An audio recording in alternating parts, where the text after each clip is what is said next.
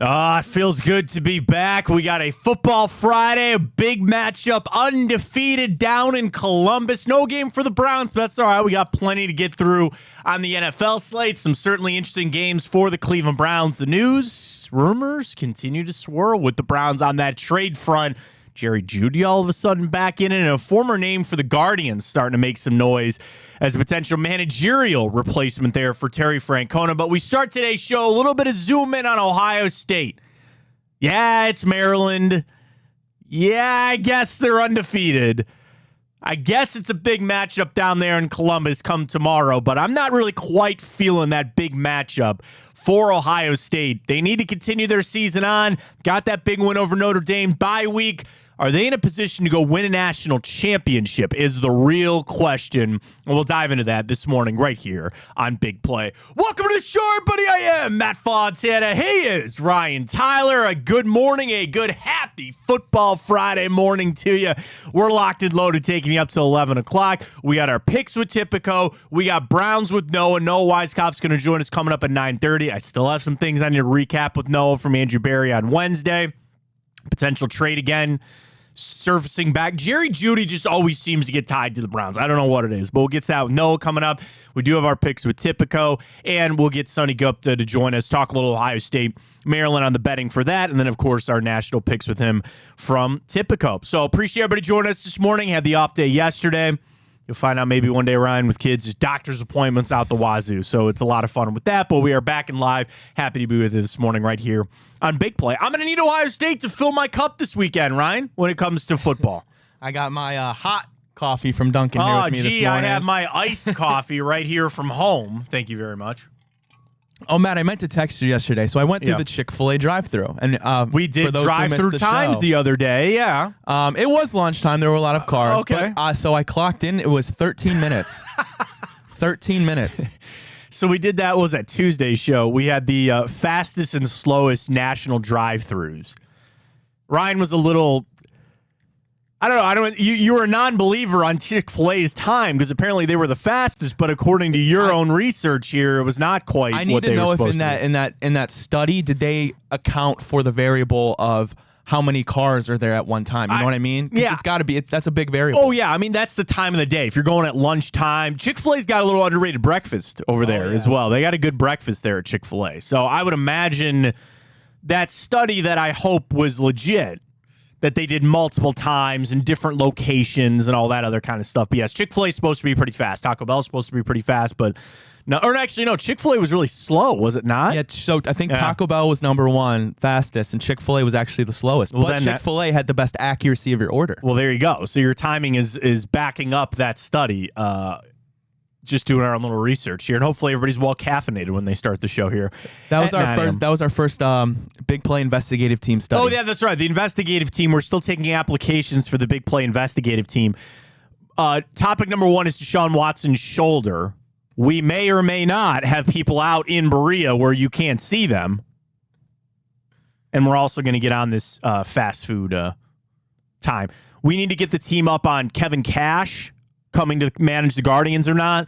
And do we have affiliates out in Denver? Can we get a Denver affiliate to investigative team on this Jerry Jeudy story? We can start a Denver branch. All right, we'll start. Well, anybody out there listening in Denver, send your applications on in. We're adding to the I team here at Big Play for all of our investigative work. I don't need much investigative work for tomorrow, Ryan, with Ohio State. They're taking on Maryland. Yes, these are two teams that are undefeated. Maryland has played no one, and I say that lightly. Yes, they beat Virginia. Virginia's not the same team. They beat up on an Indiana team that Ohio State's already dispatched, and they take on Ohio State tomorrow. And they want to make this out to be the,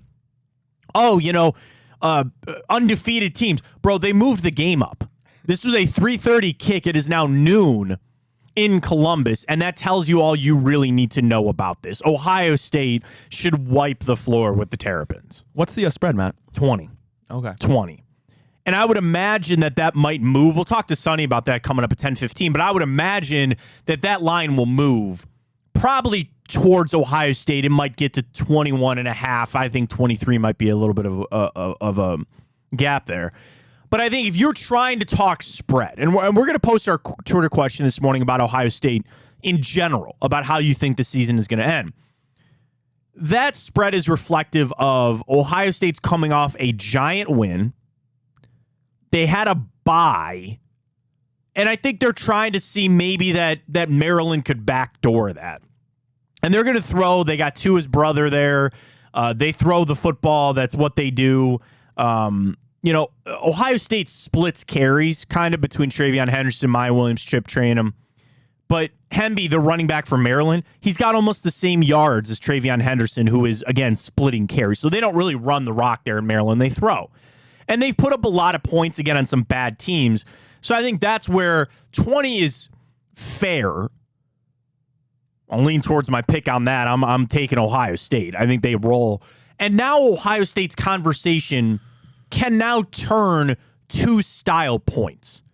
Throughout a college season, with a team like Ohio State, which people had questions coming into the season, have they answered some of those questions?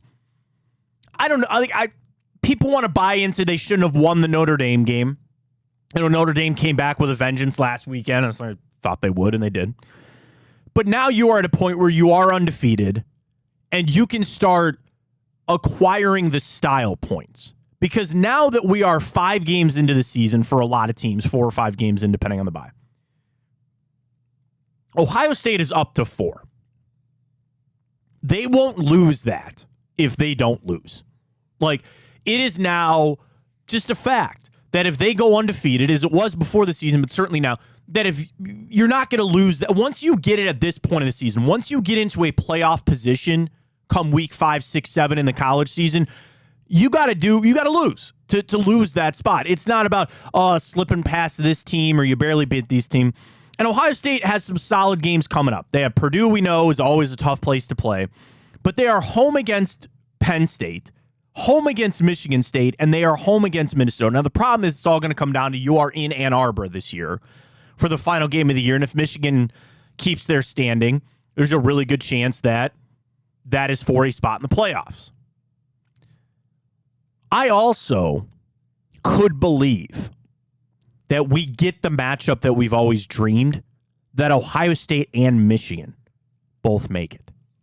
Now, when we go to 12 next year, yeah, 2 Big Ten teams are almost always going to make it. Especially, 12 teams and you have 18 teams in your conference for forever. For as long as college football stays with the format that they're going to next year, you can always write in 2 Big Ten teams and 2 SEC teams at minimum for the rest of the playoffs, as long as they keep it the way that it is and as long as the conference are the way they are. More often than not, you'll get 3 in. There's a better chance for a long time that the SEC and the Big Ten will have 3 teams in as opposed to just 1, because that's how good those conferences are. And you will eventually get an Ohio State-Michigan playoff game, which is exciting. I think there's maybe a world we get that this year. If they take care of business and both teams look the way that they look going into that game, I think there's a real possibility for that. And it's more on the SEC doesn't seem to be quite the juggernaut that they are. Yeah, they'll have to take a Pac-12 team, Oregon, Washington, USC. One of those guys will make it. Maybe Texas is probably your best bet out of the Big 12, but you have room because I don't know if a second SEC team is actually going to emerge and be able to make it. But that's a lot. There's a lot of games to be played, right? But I think about with where Ohio State is at, there are style points to be had because Ohio State is a team that you still have questions around. Have they done anything in these 4 games that you really feel uber confident about their playoff hopes? And I would say no. Kyle McCord pulled a drive out against Notre Dame when you need him the best. He's still top 10 for Heisman odds, but he's not going to win the Heisman. We know that. Marvin Harrison, that ankle injury, sounds like he's going to fight through it and play. And hopefully, again, you get up to a big score in Maryland, you can give him some time off. And that's kind of something that's tripped up Ohio State in the past, where they've gotten to this point of the season and you just ask them to just beat the teams you're supposed to. I know Penn State is 6 right now. We'll cross Penn State when we get there. But when I look at Maryland, there's nothing about that team tomorrow that I feel really bad about Ohio State's matchup. Again, I have questions with Ohio State. Defensively, okay, they showed up against Notre Dame. I think they're running the football fine. And really, it does come back to Kyle McCord. And I hope that Notre Dame is a game that he realizes I don't have to be perfect to win games. Loosen it up a little bit and see where he takes this team. So we're going to post this on Twitter, at Matt Fontana Show. How do you think Ohio State's season is going to end? Will they win the national championship? They'll lose in the playoffs, or they won't even make the playoffs. Those are our three options. We'll post that up at Matt Fontana Show. To cast my vote, they're making the playoffs. Are they winning a national championship? I don't think so. I think they're going to make it. Michigan is a good football team. Yes. I just can't pick them because I hate them so much. So I'm going to take Ohio State to beat them, to go to the Big Ten championship game, and make it to the playoffs. So I'm going to say they make it, but they don't win the national championship. Ryan, cast your vote this morning. How does Ohio State's season end? Buckeye faithful aren't going to like this, but I don't think they're going to make it. I think they're going to have two losses, I think, to Penn State and to Michigan. Okay. Drew Aller's doing some big things there for Penn State. It's a tough place to play, even though, again, it's here. It's in Columbus. And that's 2 weeks away. And that's where I think Maryland, next week at Purdue scares the living crap out of me. Because Purdue is always really hard to play at, and you could be having that trap game looking forward. But I thought, didn't Hudson Card get hurt in their last game? I don't know. And Purdue's only 2-3. That game scares me a little bit. I think they are super locked in on Maryland. I think they're ready to go for tomorrow. It's in Columbus, so I'm going to go ahead and take the Buckeyes to win tomorrow, and then, of course, make it to the playoffs, but lose. So we'll take more of your Ohio State thoughts on Twitter, at Matt Fontana Show. I'm at Matt Fontana 83.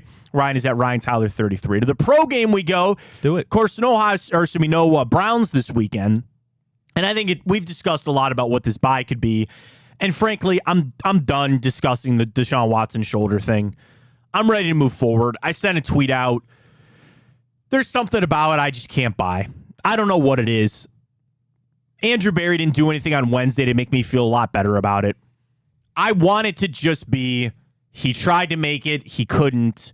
Maybe there's a lesson to be learned about how exuberant you are during the week that you're going to play. Whatever. It's not a long-term injury. He'll get it healed, and they'll come on back after the bye. But as we get closer to the trade deadline, and Andrew Berry didn't give any answers. He likes the running back room, and he likes the wide receiver room. Of course he does, because he built it. And there are other teams out there. The Panthers are pretty wide open, saying that they want another wide receiver. Go trade for Chase Claypool. Good job, Bears. Thank you very much on that. Tipico. Good job. +6. I should have just taken him on the money line, obviously, but great game last night. But I think the Browns, Jerry Jeudy has come back up. Mary Kay Cabot at Cleveland.com has brought his name up. I saw CBS brought him back up. And I think the question more on that is, it sounds like Denver doesn't want him. Like, why does he keep coming back up on trade rumors? And I would imagine it just goes back to Denver, right? Like, okay.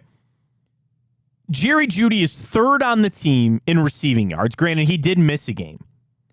And he is second on the team in targets. Am I wrong, or is Marvin Mims first in both? No, he doesn't have very many targets. Here's the crazy thing. That's what I'm saying. Like, he only has 9 receptions, but for 242. He's averaging 27 yards a reception. I went on that little rant a little bit ago. Sean Payton play Marvin Mims. Well, so I think they will, and Cortland Sutton is still there. And maybe they think that they can jettison Jerry Jeudy for something else. I don't know. The question is getting him away from Denver, because Denver feels like a team that thinks they're still in this. And they're on unproven ground as it is. So trading away a guy like Jerry Jeudy, what would the reaction be there? Is that something that is signaling they're packing it in and they're not going to compete this season and they try to get the best deal possible? Like, why does Jerry Jeudy keep coming back up? And if people don't remember, this offseason, that was a hot and heavy rumor that he was coming to the Browns. It wasn't even that the Browns were interested. It's that he was coming, that they were going to trade for him, and then they pulled a trade off for Elijah Moore. The report was the deal was too much, that they were holding out a 1, I think, for Jerry Jeudy. Okay, they ain't getting that now. And maybe it is played out where he's available. But when you add people, there's always a subtraction. Anytime you add a player, there is a subtraction to be had. First up, on snap count and targets, talking about wide receivers, right? So if you look at where the Browns are at right now, I think Jerry Jeudy's a good player. Who does he take targets away from? Not Amari Cooper, we know that. Donovan Peoples-Jones, Elijah Moore's been a missing man so far. Okay, slide him in. Are you actually going to start throwing him the football? Take on that. If the Browns are really that fearful of their run game, turn it into a passing team.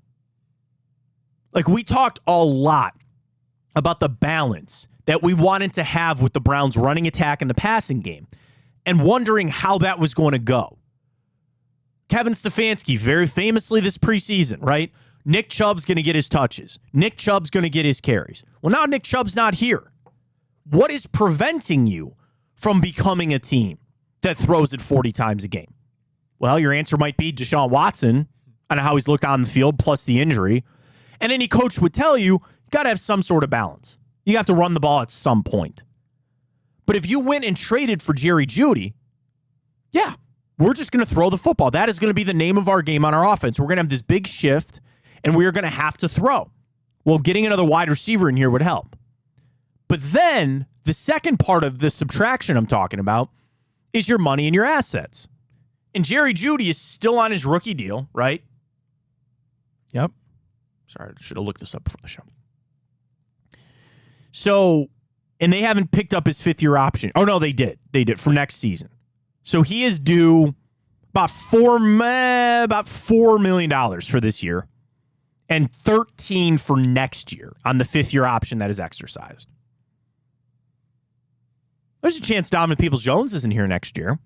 And you could rationalize that if you traded for Jerry Jeudy, he would take that spot, help supplement this season, and then next year your signal is we're going to ride with Amari Cooper, Jerry Jeudy, and Elijah Moore will still be here.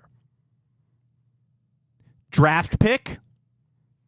I don't know if I feel so good about giving up a second-round pick for Jerry Jeudy. I don't know if I like that, especially the situation that we're in. And I very famously had this debate on my prior show when it came up in the offseason. And I asked the question, is Jerry Jeudy the best wide receiver on the Cleveland Browns? Like, if he showed up today and walked through those doors in Berea, is he your best wide receiver? And I would say probably not, because it's Amari Cooper. But yes, he would be better than Donovan Peoples-Jones, certainly better than where Elijah Moore is at right now. But at what level? That's for the talent evaluators. That's for Andrew Berry to decide. And also, is it making a move to make a move? You're telling me that there wouldn't be a little uptick in excitement? You're telling me that there wouldn't be a little bit of more optimism in Berea if they made that move? It's never quite that easy, right? But I think it would signify a lot. I think it would tell the team, like, we are going to go for it this year. And make no mistake, I think the Browns have got to do something. Not making a trade to make a trade's sake. And I don't think this trade's going to happen by Monday. We sent the clip out. I don't think the Browns are going to look the same when they show up on Monday in Berea. I don't think they're making a trade over the next 3 days. But if they go out against San Francisco and they play well maybe and then lose a close game, there might be pressure to say, you know, we're that close. Like, if we just get over the hump a little bit, there could be a player out there that helps us. Maybe that's it. Or conversely, you get smoked, offense doesn't look like anything, and then that is even more pressure to say, okay, we got to go do something to fix this. I don't know why this just keeps popping up. Like, this won't go away, this Jerry Jeudy story. Then people will instantly, and I already saw these tweets, well, he doesn't play left tackle. That's not even the player from the Broncos most people want. Everybody brings up Garrett Bowles. Can I shoot that down for just one giant second, Ryan? Garrett Bowles is a guy that lost his job before. Yes, at this point of the season has only given up one sack, which is great. What are you going to do with Jed Wills? Seriously. You have no choice but to ride it out with Jed Wills for the next 2 seasons. Sorry. I know you don't like it. I don't know if I like it. But the money, the guaranteed money, Jed Wills is not going anywhere unless you scheme up the craziest trade that I've ever seen in my life. And you call Denver and you say, we're taking Garrett Bowles, we'll take Jerry Jeudy, and we'll take Javonte Williams. And here's Donovan Peoples-Jones, and here's Jed Wills, and you probably have to throw in a Greg Newsome or somebody else, and you'll have to throw in a bunch of draft picks. Go for it, man. Whatever. Like that's not happening. So the left tackle thing, for people that keep bringing up Bowles or anybody, I'm telling you, it's not happening. Jerry Jeudy, I guess I could listen to. I could understand that there's a semi-path there. You're stuck with Jed Wills. I'm sorry. There's nothing you can do about that. Was that a mistake to pick up his fifth-year option? Yeah, probably. But here we are. So just let that go. That's gone.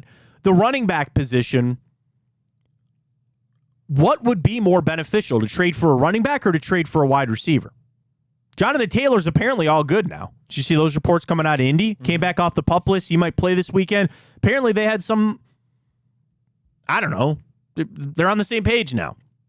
And I'm sure Taylor understands, let me just play this season out. Colts are playing a little better than I thought maybe. And he'll hit free agency. So I guess for the tiny, tiny glimmer of hope that was still there for Jonathan Taylor, I think that's out the window now. That's gone. So I guess Jerry Jeudy. At this point, I guess, Ryan, we've scratched names off the list. We just have to come up with somebody for the Browns to potentially trade for. And that's kind of sad. I don't want to do that stuff. I hate that. I'd love to be in a position where you're confident in your team, you're playing well, and we don't have to have these fake, trade ideas. And there's rumors, sure. The three teams I saw, it was the Panthers, who apparently have made it well known that they want another wide receiver. The Browns, and there was one more. Let's see if I can pull it up here quick for you. Panthers are sniffing around. God, there was one other team, I thought. I know I saw one other team that popped up in there. That's the other problem, too. If you find a team that, could you get into a bidding war with somebody? Is that really something you want to do? Hunter Renfrow might be available. Maybe a little cheaper there. Was it Minnesota? I don't remember. There was somebody out there in addition to the Panthers and potentially the Browns that I saw. I don't understand why it keeps coming up. I'm going to go ahead and scratch that off. I don't think they're making that trade. I just don't. You don't have the assets. You don't have the room. I'm sorry to say you might have the team that you have, and you got to figure it out. All comes back to Deshaun Watson. We'll talk to Noah Weiskopf. He was recapping everything with Barry that he spoke on Wednesday, so Noah's going to join us about 10 minutes. To baseball, man, did I take it in the shorts again on Wednesday. Good Lord. Literally, 3 out of the 4 series, I was dead wrong. Dead wrong. I picked the Rays in both games against the Rangers. I just wanted to hate on the Twins. So I took the Blue Jays in both games. And then the Diamondbacks backed their way into the playoffs. There was a point in the season, I think in August, they had a 10% chance to make the playoffs. Not only did they're now going to the divisional round. And then Phillies, they're the only team that actually showed up like I wanted to. So not a good week for me on the baseball side of things. Does that mean, Matt, then you're all in for the Phillies to win it this year, since they're the only ones that got your back? Yeah, sure. Yeah, I'll roll with them. I might just make the proclamation, and this is the smart thing to do sometimes as a betting person. Ryan, I might be done with baseball. I just might step on back and say, you know what? The betting gods are just telling me, walk away, man. I've been there for a while. Walk away. They start back up on Saturday. But obviously with the Rays being unfortunately jettisoned from the playoffs, Kevin Cash's name came back up for the Guardians managerial search. And granted, the Rays have made the playoffs. Got swept. Did you see that stat? The Rays are 1-8 since Kevin Cash infamously pulled Blake Snell. Wow. In that one playoff series.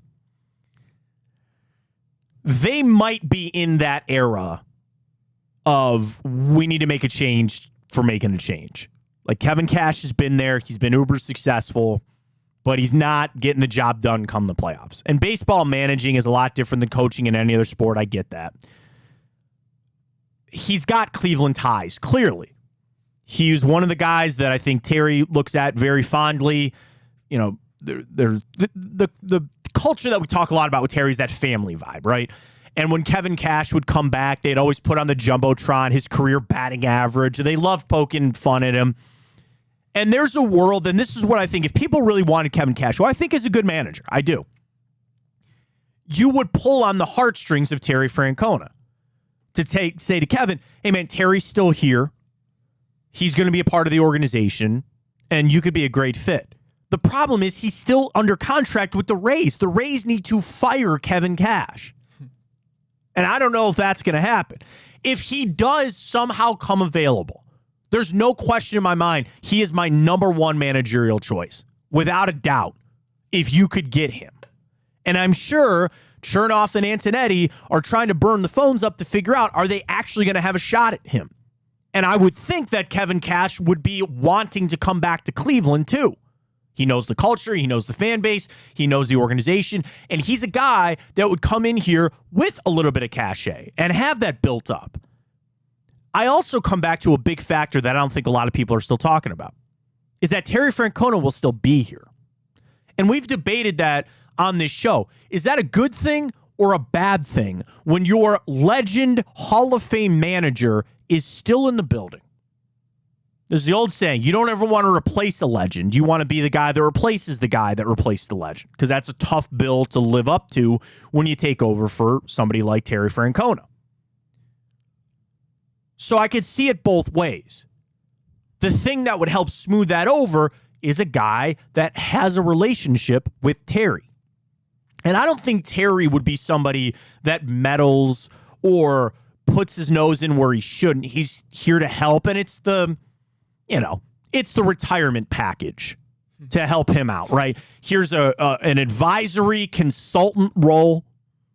Ryan, you will find you are young in life and your career. Do you want to know one of the best jobs in the world? What's that? Consultant. You are paid just to give your opinion. Now, you got to build years of whatever you do to become a consultant. It's not like I could show up and say, I'll just start consulting for the Guardians. Maybe radio media, digital media. Maybe that'll be my path one day. I can just sit back and say, I'm a consultant. Call me with your problems and I'll solve them. But Terry has built that up, but it's the retirement thing. Here's a special advisor to the president role. You'll pull a paycheck. We'll get your thoughts from time to time, and you're around. That's kind of what it is. But it could be a hurdle. Not saying it is, but it could be for somebody taking this job to go, he's still around, and I don't, but Kevin Cash makes a lot of sense. The problem is he's not available. He's not available. And as much as I would like him to be, he's not. Is there a world that he is? Yeah, sure. I'd love the Rays to just implode and get rid of him. Matt, if you could put a percentage on it right now that the Rays are going to move on from Cash, how are you feeling?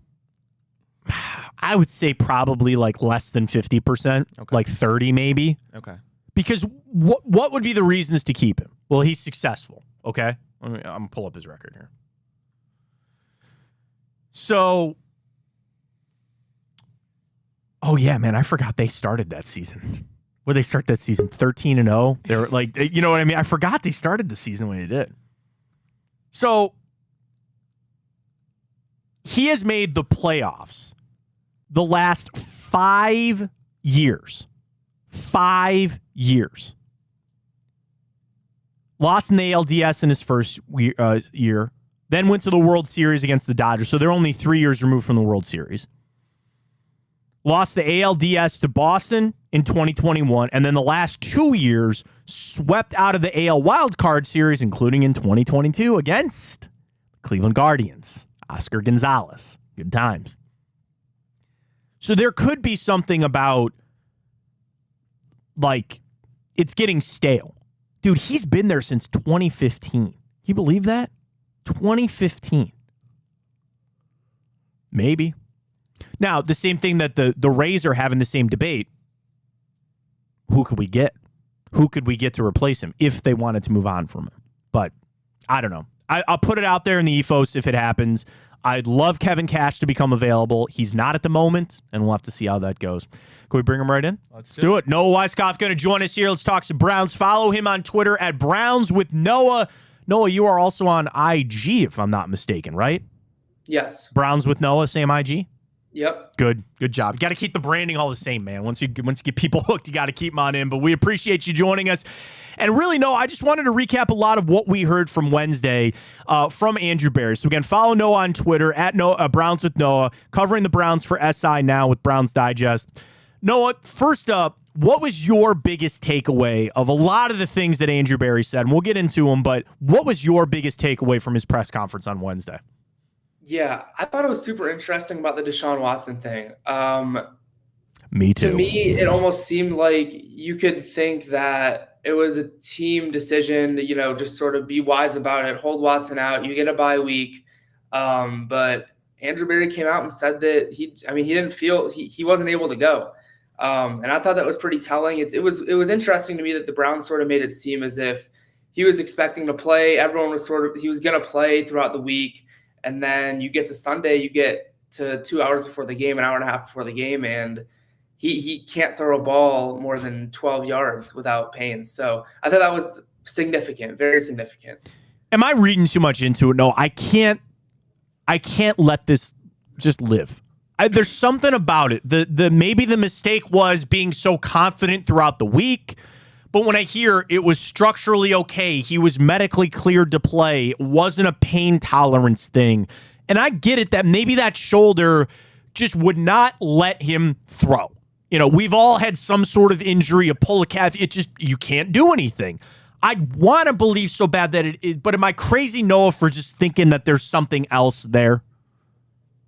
It's hard to say. It really is. I don't think you're crazy for thinking that because, again, he's pretty much rested his shoulder throughout the week and didn't really throw a football through the whole week. So just from a human perspective, if your shoulder is bothering you and it's sore and you don't throw a ball for a week or a little less than a week, but if you don't throw a ball throughout the practice week and then you get to Sunday and you're amped up, ready to go test it, and then you can't throw a ball more than 10 to 12 yards, it's interesting. It's certainly something to monitor, but the Browns have made it pretty clear that they're expecting him to be good to go for after the bye week. So if and when he is active, back to being the starting quarterback against the 49ers after their bye, is this something we're all probably going to forget about? Yes. God, I hope so. But really it's certainly interesting and something to continue to monitor. But again, the Browns in the past, they have had the tendency to declare guys as almost day-to-day, to almost downgrade their injuries to what it may actually be. I know there's been some cases in the past where Kevin Stefanski's told the media that a player is day-to-day, and 3 weeks later they've come back from an injury. So I think it's interesting, but I think the bye week is certainly at a perfect spot if this is something any bit more, at least a little significant. Noah Weiskopf joining us from Sports Illustrated talking Browns. Noah, one of the other things was Andrew Berry kind of doubling down, but staying confident in the receiver room and in the running back room. And of course, he's going to say that. But this Jerry Jeudy situation is revisited again after an offseason where the Browns were rumored to be interested in him. Are you buying the Jerry Jeudy smoke, and do you think the Browns need a receiver on this team right now? I'm not currently buying it at all, and I don't think that it's feasible right now. To me, again, you can really never count Andrew Berry out because I think this bye week is a spot where they can look at the first 4 weeks and see if they genuinely think they're a Super Bowl contender. And if they do, then I wouldn't be shocked to see them go out and make a move like that. But to me, the kicker is that Jeudy this year his cap hit, I think, is like $2 or $3 million. Mm-hmm. Absolutely no big deal. Next year, he's still on his rookie deal. Next year jumps to 12 or 13 million. The year after, he's a free agent. So you're going to have to pay him. And I don't see them trading for a 24-year-old receiver, giving up assets to have like a 1-year rental. Like if they make a move for him, I don't see why they would get rid of him after a year or two. That $12 million is movable next year, but then after that, it's like, are they going to extend him? And they have all these other guys. They have Cedric Tillman, who's on his rookie deal. That's a good point. They have a ton of wide receivers. This receiving room is loaded. They traded and gave up they moved back about 30 spots, but they gave up a second-round pick for Elijah Moore, who they're obviously trying to get involved in this offense. So we'll see. I don't see anything happening right now, but Andrew Berry can always strike, and it doesn't have to be expected. Speaking of that, Noah, when you look at the offense in general, we know there's questions with the left tackle. We know there's questions with the running back and the receiver. And where do you think they sit today? Is something as simple as we're in the bye, we got to clean some up, but do they still believe they have the horses? Do they still believe that they have the players for this offense to take a step forward and be what they need it to be? Yeah, I think they do. And I think Jonathan Taylor is another interesting name that keeps coming up. And I just, again, it's almost like moving assets for a guy who you get for the rest of the year. And then Nick Chubb comes back, and it's sort of like, okay, what are we going to do here? I mean, you had a guy in Jonathan Taylor who, if he was traded here, seemingly would play great in this offense. But then you get Nick Chubb back, and it's kind of like, all right, so that was not a waste, but unless they, obviously go to a Super Bowl or something like that. But I do think that they believe that they have what it takes. And it is only 4 weeks, and the bye is early, so it's harder as opposed to having a week 8 or 9 bye to sort of evaluate yourself and see where you're going to be at the end of the season, because you still have so many games left. Noah, who needs to be a bigger piece to the Browns offense moving forward? Elijah Moore or Kareem Hunt? Elijah Moore to me, because Kareem Hunt is still that guy who's going to come in for Jerome Ford. They're still going to be rotating guys, and I think that Pierre Strong should make a case to be on the field a little bit more. He has some great breakaway speed, and the Browns traded for him. They didn't just pick him up off free agency. They traded their offensive line depth and Tyrone Wheatley to the Patriots. Like, they identified Pierre Strong as the guy they wanted. So I think that's significant, and I think that we could see him get a little bit more time post-bye at that running back room, sort of use all three of those guys. But yeah, Elijah Moore, they're obviously trying to work him in so many ways, lining him up in the backfield, lining him up outside, lining him up in the slot, putting him in motion, giving him those jet sweeps. Even they've given him those handoffs right off the tackle before, almost trying to make it seem as if he's a Deebo Samuel, which I think we've all seen isn't really what we've seen. I don't think he's quite there yet. We're going to see that. Yeah. Just a little bit of a size difference there. But yeah, I think Elijah Moore, they're going to continue to try to feed him and get him involved, because when you get a guy like that, the ball in open space, I think that that's exactly what the Browns want to do and need to do. Yeah, and that was maybe an unfair comparison by a lot of people this offseason. I'm not saying you were making it, Noah, or even us, but, oh yeah, Deebo Samuel. And I think they bought into that. But one of the things I would actually like to see coming out of the bye is just put him in the slot. Okay, I am one that I got hooked. I wanted Elijah Moore to get the football on jet sweeps and pitch him the ball. And I thought, okay, we tried it. It's not working. Just line him up in the slot and let him do his thing. Like, I think that's another big thing, Noah, that I'm looking at out of this bye is the reutilization of Elijah Moore. Just let him play wide receiver. And I think that'll help a lot. Yeah, I agree. I can't fathom these runs, and he's even trying to cut between the tackles, like up the middle, like it's like you get the jet sweeps fine, outside pitches, that kind of stuff.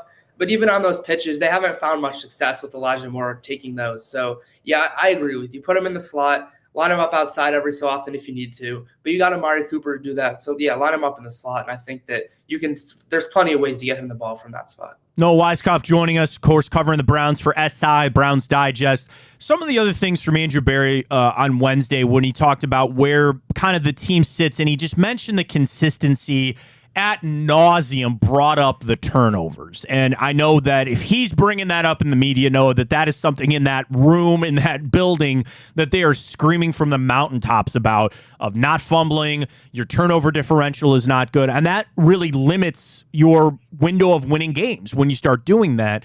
And I think it's a little bit of the Browns pressing. Is there something that you see when it comes to the turnovers that the Browns really need to clean up, or is it just they've been bit by the turnover bug? I don't think it's anything specific. I think every team goes through those kind of spurts where they continue to turn the ball over, and I just think that comes over time. Nothing specifically I can say that they need to do. But yeah, like you said, the turnover battle is one of the ultimate difference makers in games. So the more you lose a turnover battle, the way more likely you are to lose a game. So they need to clean that kind of stuff up. And I think the defense, as long as they continue to perform, they'll keep them in some of those games if they have a couple turnovers like they've been doing for the most part. So, yeah, I think that it's not really something you can specifically do, but, it just comes with the game. Where do you think Barry stands? We did a question on the show a couple of days ago of your approval rating of Andrew Barry, and we graded out like A, B, C, or D. Where do you think Andrew Barry is in your opinion on some of the moves that he's made? We know he's missed on some. Where's Andrew Barry for you? Oh, to me, it's a B+, if not an A-. Okay. I think that Andrew Barry is pretty much doing everything he possibly can to bring in talent and to build that roster. And exactly what he did, especially with the defense, bringing in all those guys this past offseason and having Jim Schwartz, giving him all these players to work with. And we see what Jim Schwartz has been able to do with these guys. So to me, Andrew Barry's at an A- probably. The only reason I'd say B+ is some of the, I don't want to get into it, but I'm not sure what their plan is at left tackle. I didn't know if I was going to bring that up with you, Noah, but we've discussed it, and I think you and I have even discussed it here. Like, they're stuck with Jed Wills, are they not? Unless they could somehow work a trade to get a left tackle back, and then they give up Jed Wills, because there's no way that they would ever trade for a tackle while Wills is still on the roster, right? Yeah, they've brought in depth behind him, but to me, just talking about it, I don't know what they should do. It's not easy to just go out and find a great left tackle and plug him in and give up a, whatever round pick it might be like that. Those don't come very often. So you need to, it's almost like they don't see one of the potential guys as a significant upgrade over Jedrick Wills, or at least enough to want to be inclined to go give up draft capital for someone like that. So we'll see what happens. He just from the human eye, he just doesn't look great is the reality of it.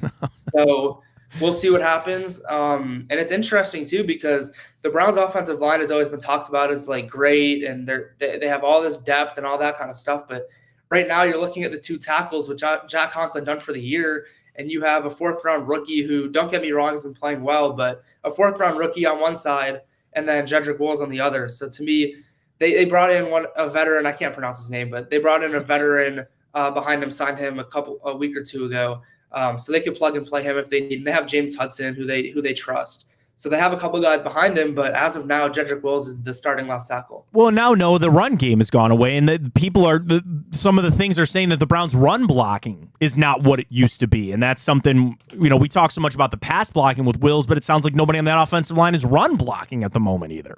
Yeah, and I'll say Nick Chubb makes it a hell of a lot easier for anyone to run block. So I think that's pretty significant as well. Absolutely. No, we really appreciate the time. Any game you're watching, so obviously we've got a big one with the Ravens and the Steelers. There's thought process, like if the Steelers could beat the Ravens and bring them back down, or do you just want to bury the Steelers and kind of get them out of the way? A couple intriguing games, and then even though I'm kind of in not a sad spot, but I'm watching playoff, like the wild card situation for some of the AFC teams, and there's quite a few teams on a bye, but I'm starting to scoreboard watch here a little bit and circle some teams like the Titans and the Colts now all of a sudden play this weekend. And could that be a wild card matchup for the Browns? I think there's quite a few intriguing matchups that have impact on the Browns this upcoming weekend. Yeah, I think so too. I think that it's going to be super fun to see the Ravens and Steelers. Looks like Pickett's going to be good to go. I know. I think he was a full participant yesterday, so looks like he'll be able to play. And the Steelers certainly are due for a bounce back game after getting thumped by CJ Stroud and the Texans. So, we'll see with that game, but just from an NFL standpoint, I'm super excited for Sunday night, Cowboys and 49ers. We'll see with that one, and also just sort of watching the 49ers and the Browns play them next week. So just sort of seeing if they can pull out a win. I think they're at home against the Cowboys. They are. A lot of people have the Cowboys as one of the upset picks of the weekend. I don't know if I'm quite there. Would you dare make a selection on that? It's 3.5 for the 49ers. I've never been able to buy into the Cowboys. All right, fair enough. So Noah likes the 49ers, kind of swaying our pick here. No, really appreciate it. Follow him on Twitter at Browns with Noah, Browns Digest, Sports Illustrated. Enjoy the bye weekend, man. Thank you. Thanks for having me. There he goes. Noah Weiskopf joining us right here to recap a little bit of Andrew Barry. I'll write down that pick. Maybe we'll start keeping Noah's scores here for us. But 'tis that time, Mr. Ryan Tyler. our selections of the NFL slate. We kept our heads above water last weekend. We were above 500. I already start the weekend off 1-0 after last night. We got our full slate of games. We got it all. And folks, we got it with Tipico. Get signed up right now for all your bet credits for football season, for college football season, and before you know it, basketball, hockey kicking off, or dropping the puck, I guess, if you will. Tipico's got it all. Get signed up. Tipico, download the sportsbook. You can head right to the website as well and use the code BIGPLAY150. When you deposit $50, you get $150 in bonus bets plus a $30 dog pound bet, futures bet that is actually still sitting in my account, Ryan. I've not yet found the perfect bet for that. Maybe it's on the Cavs over-under win total. Maybe it's something to do with the Browns. We'll see. We got you locked and loaded. Player props. I love the same game parlays. I love the super boosts. Love the super boost. You know me. I'm going to get hooked on one of these for the weekend. It's a lot of fun to play, folks. Check it out. Tipico. Use that code BIGPLAY150. Super easy navigation. I love the interface on the app, too. Like, everybody's on their phones. App's where it's at. The Tipico Sportsbook app is one of the best that I've used. Use the code BIGPLAY150. Get signed up. Get your bets. And bet along with us. We're in the green, Ryan. You bet with us all season long. We are in the green. And we'll do it again this weekend. Thanks to our friends at Tipico. The picks come your way next.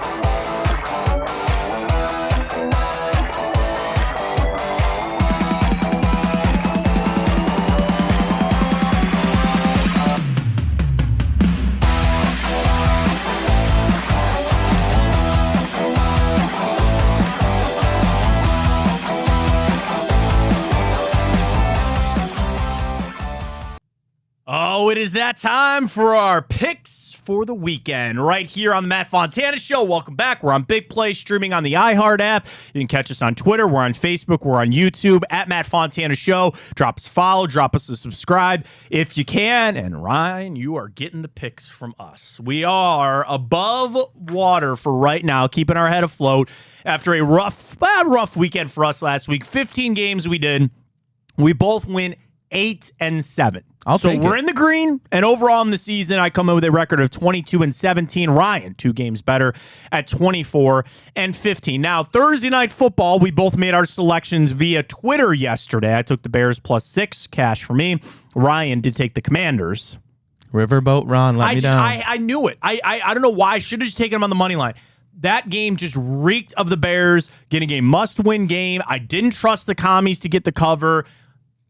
Done. I sit here gloating because they won. And I fell victim to Stephen A. Smith's Bears rant. Oh yeah, he was earlier that morning. Burying him. But nonetheless, it is 1-0 for me to start, 0-1 for Ryan to begin the season. But nonetheless, we have a bevy of picks to get to, and let's get started. We are back in London for a 9:30 kick at Tottenham Stadium. The Jacksonville Jaguars just hanging out, and they pseudo welcome in the Buffalo Bills. The interesting part of this, Ryan, this is actually a home game for Buffalo that they gave up. So they are across the pond. It is a 9:30 a.m. kick, and it is Buffalo -5.5. I'm a little concerned with Buffalo after they got that big win over Miami. They're on the literally on the road with this travel on this one.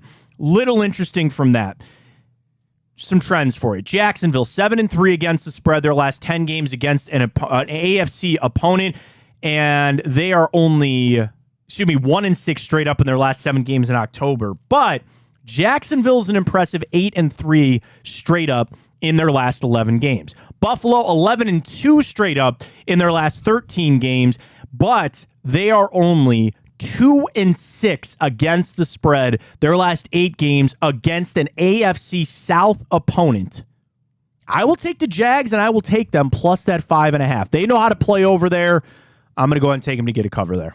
All right, I'm actually going to go the Bills on this one, Matt. Okay. I think Josh Allen right now is the hottest quarterback in football. I believe he's the number 1 odds for MVP. I feel like Josh Allen, he's got to get one before his career is over, and it might be this year.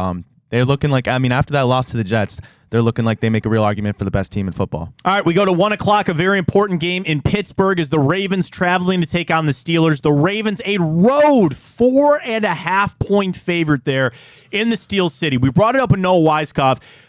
Kenny Pickett's going to play in this game. Suffered a bone bruise, had to exit the game last week. Full participant in practice. He should be ready to go. Of course, we just saw Baltimore in town last week. Let's see what we got. Baltimore, how about this?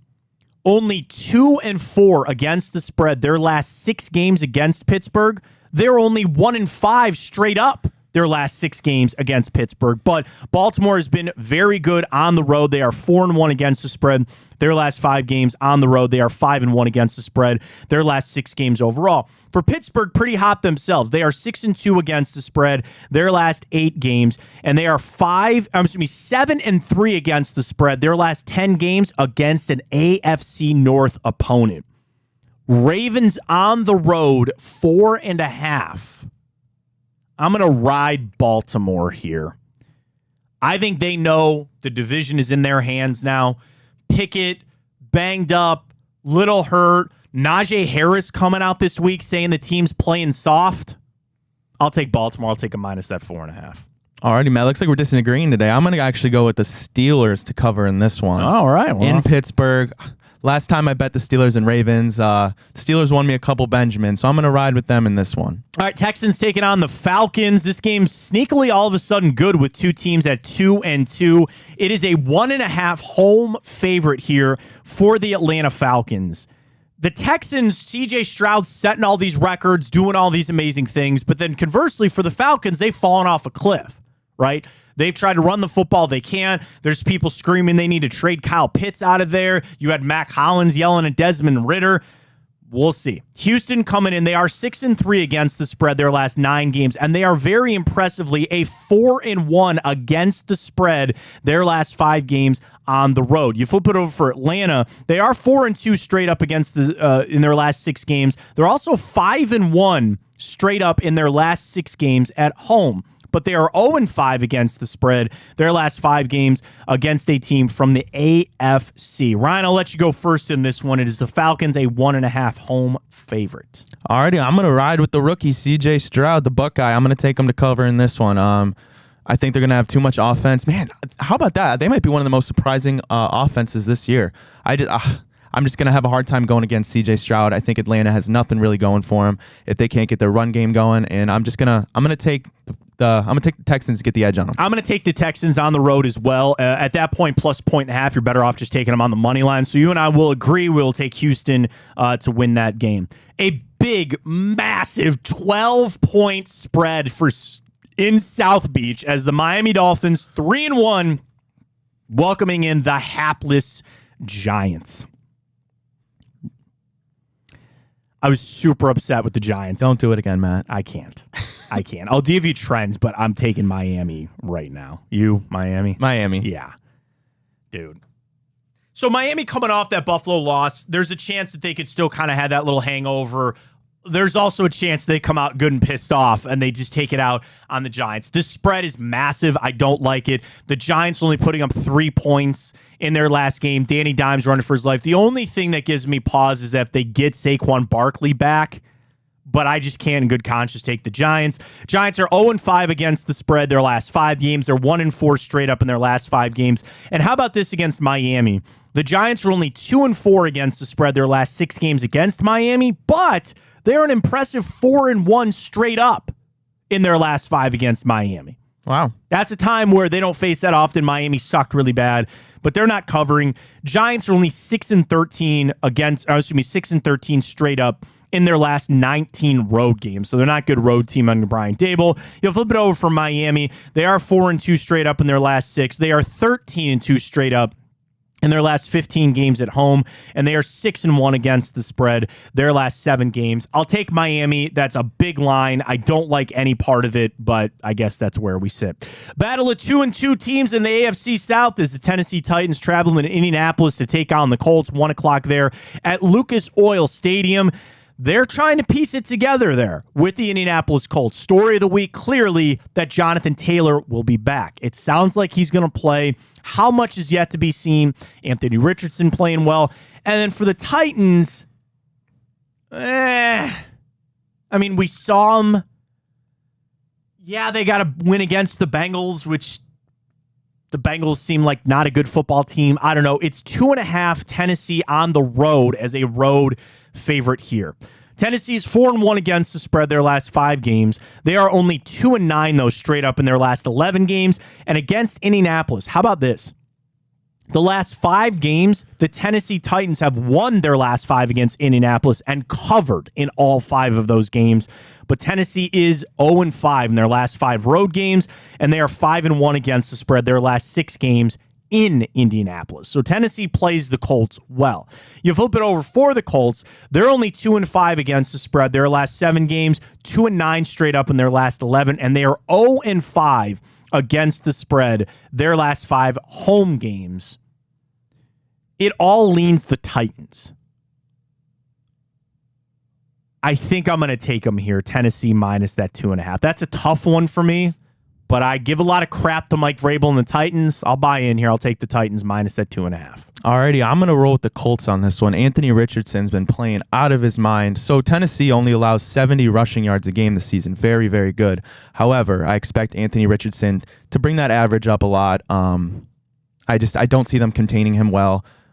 We've seen what Tennessee's passing defense is, very, very weak. I expect a big day from Anthony Richardson, and I'm going to go straight up. I think the Colts are going to win this game. I like it. You like Indianapolis there. It is really struggling up there in the Northeast for the New England Patriots. 1-3. Mac Jones, maybe not the guy. They welcome in Derek Carr and the New Orleans Saints. 1-point road favorite, so about a pick'em game between the Saints and the Patriots. Bill Belichick just wants that record. He's trying to play out the string. I think he understands that Mac Jones is not the guy. I think they understand that they are void of some offensive talent there. And then for New Orleans, a sneaky team where they're trying to keep in this thing. They're going to get Alvin Kamara back. Derek Carr fighting through the injury, but then had that, bad loss last week. This one's a tough one. New Orleans comes in. They are 0-4-1 against the spread. Their last 5 games, they've not covered all season. This is a bit historic one, but New Orleans is 8-3 against the spread. Their last 11 games against New England. New Orleans does come in. They are only 2-5 against the spread their last 7 games against an AFC opponent. You flip it over for New England, nothing's going well. 1-7 against the spread their last 8 games. They're only 1-4 straight up in their last 5 games. And New England has not covered in their last 5 home games.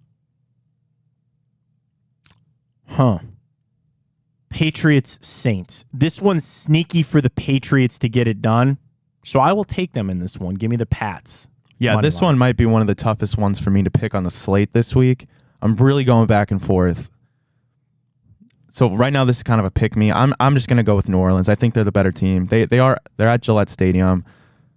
I just don't see them having their offense already isn't very productive. New Orleans has a pretty solid defense, although they didn't look as great as they did this season against Baker and the Bucs. However, I'm going to still ride with the Saints on this one. All right, next up we have the Panthers taking on the Lions. This is a giant 10-point spread on the side of the home Detroit Lions. Of course, Bryce Young still looking for his first win in the NFL. The Panthers say they want a wide receiver. They try to piece it together. I will give credit to Carolina. They've played some tough teams. It's been hard for them. And then you flip it over for the Detroit Lions at 3-1. They're in the driver's seat for the NFC North. They know how important this game is. We come in, Carolina just 1-4-1 against the spread their last 6 games, or only 1-5 straight up in their last 6.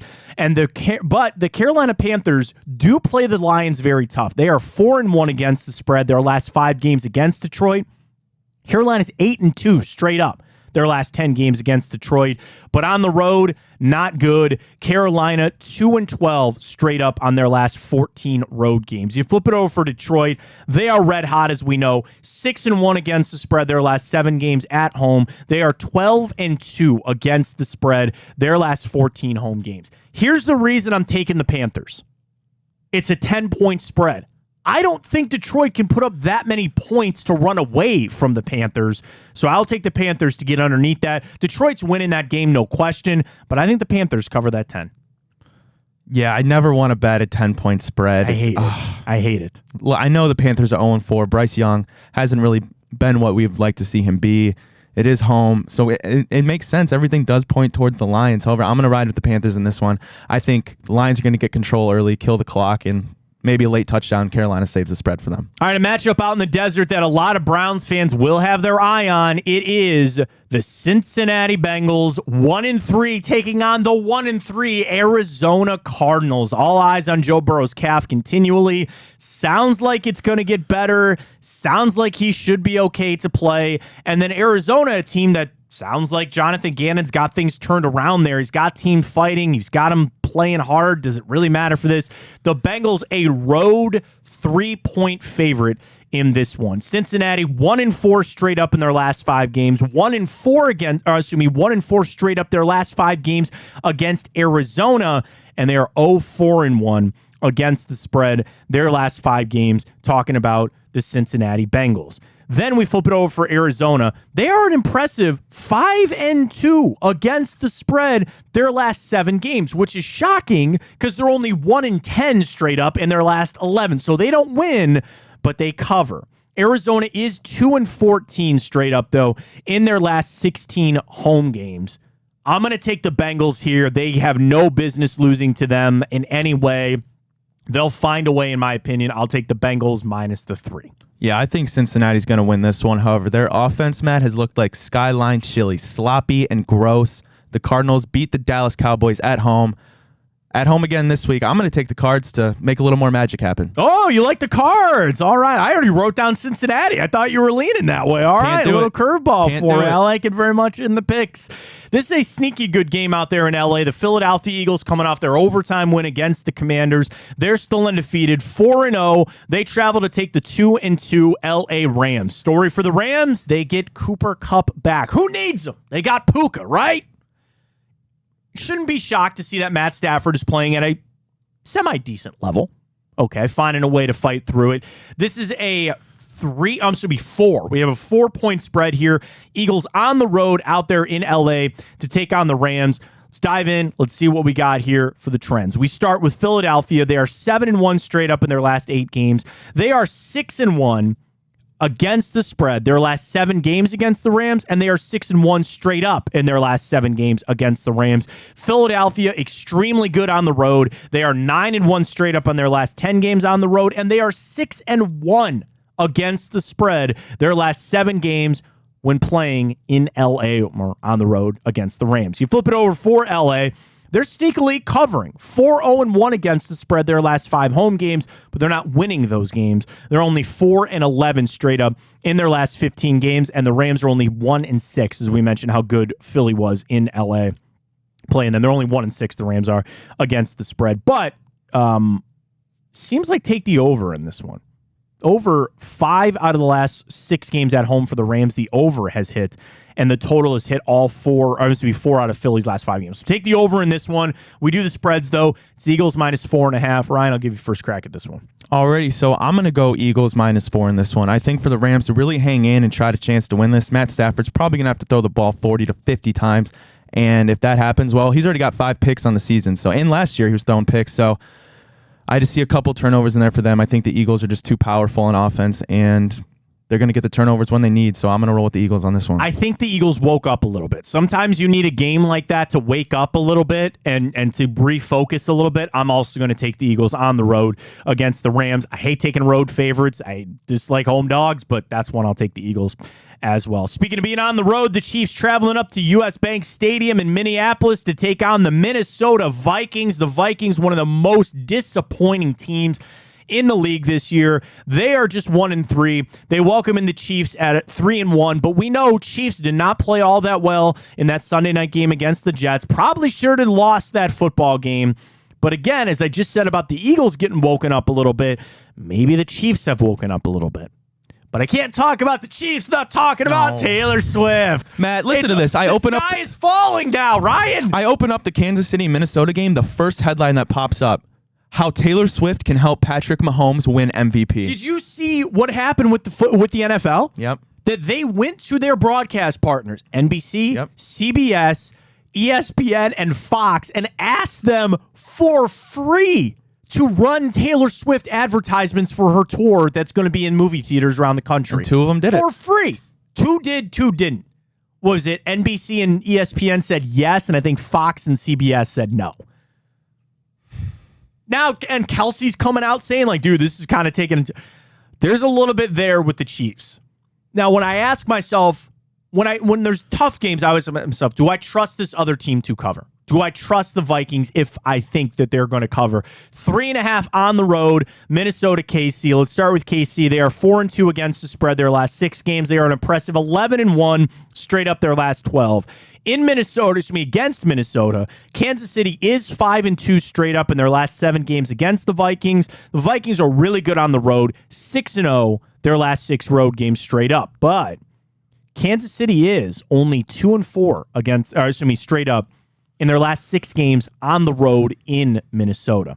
You flip it over for the Vikings, nothing is going well for them right now. 2-7-1 against the spread their last 10 games. They're only 1-4 straight up in their last 5, and they have not covered in their last 5 home games. This one's stinky.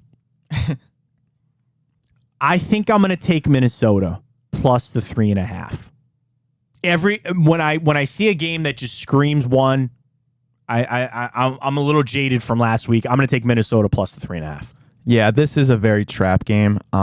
So for this one, I'm just going to go straight from the eye test. Kansas City bounced back after the loss week 1. They look great again. Didn't look that great against the Jets, but they were still there. And Minnesota, abysmal defense the last 2 seasons. I just have to rock with the Chiefs. A game nobody wants to watch, including the mothers of the players. I'm telling you that. The Jets taking on the Broncos. It is at Mile High. Both teams are 1-3. Yeah, the Broncos had to get some miraculous comeback against the Bears to get their first win of the season. The Jets are in a tailspin, but maybe they played better against Kansas City. Maybe there's a little something there with Zach Wilson. The Broncos, a 3.5 home point favorite. Jets come in 2-6 against the spread their last 8 games, and they are only 2-5 against the spread their last 7 games against the Broncos, and they are 0-6 against the Jets are 0-6 straight up in their last 6 road games. The under, by the way, 8 out of the last 9 games between the Jets and Denver in Denver. So take the under on that. You flip it over for the Broncos. They suck too. 4-14 straight up in their last 18 games. 0-4-1 against the spread their last 5 games. And they are only 1-7 straight up in their last 8 against a team from the AFC. I'm going to take Denver here to take a minus at 3.5. I think you saw maybe the last gasp there from the Jets. Broncos maybe got something cooking. I hate saying that. I hate Russell Wilson's not good. I'll take Denver minus the 3.5. So it's minus 3.5? I got 3.5. Okay. Oh, man. Or is it 2.5? Did I miswrite that? What is it on Tipico? Because I'm looking at ESPN right now. Yeah. But if we have 3.5, we can roll with 3.5. Denver is allowing an absurd 478 yards 2.5. a game. I'm sorry. I have bad handwriting. It's 2.5. Okay, 2.5. 2.5. So Denver's allowing an absurd 478 yards a game. And yes, we know that 700 yards that Miami put up is certainly inflating that. However, gosh, they just have nothing going for them on defense. 3.5, I'm going to take the Jets to cover. I could see in Mile High, Zach Wilson. I don't really trust him to string together 2 games. But if it's 2.5, I'm going to take the Jets to cover. Potential playoff primer out here. San Francisco undefeated 4-0, welcoming in the 3-1 Dallas Cowboys. Cowboys stubbed their toe against the Cardinals. And I feel like that's something, again, to wake up a team. San Francisco has been a monster. We know the streak that Christian McCaffrey is on. He's the MVP favorite right now. This is a 3.5-point home favorite for San Francisco out there in the Bay. Dallas comes in 6-3 against the spread their last 9 games. They are 10-4 straight up in their last 14, and a very impressive 6-3 straight up in their last 9 games against the 49ers. So Dallas is very good, and specifically out there in the Bay. Dallas is 4-1 straight up in their last 5 games at San Francisco. You flip it over for the 49ers, we know, super impressive. They are 16-1 straight up in their last 17 games. They are 12-3 against the spread their last 15 home games. And how about this, Ryan? They are 9-0 against the spread their last 9 home games for San Francisco. But they are just 1-4 straight up in their last 5 games when Dallas comes to town. 3.5. Everybody has picked Dallas as the upset alert for the week, right? As that's the one. I got to roll San Francisco here. I got a lot of favorites on my book. I don't really like it, but I'm going to take San Francisco. I think they want to prove something here, and I think they're going to get a win by more than 4. Yeah, I'm rolling with San Francisco in this one, too. They're home. They're playing like they're the best team in football. Dallas just lost, not even didn't cover, lost on the road in Arizona. Levi Stadium, going in there. I just don't see how the Cowboys... I got to roll with San Fran. A dog of a Monday night game. Las Vegas, the Raiders welcoming the Packers to town. This is a 1-point game. Raiders coming in with a 1-3 record. They're also 1-3 against the spread. Packers are 2-2, but they are pretty impressive 3-1 against the spread this coming season.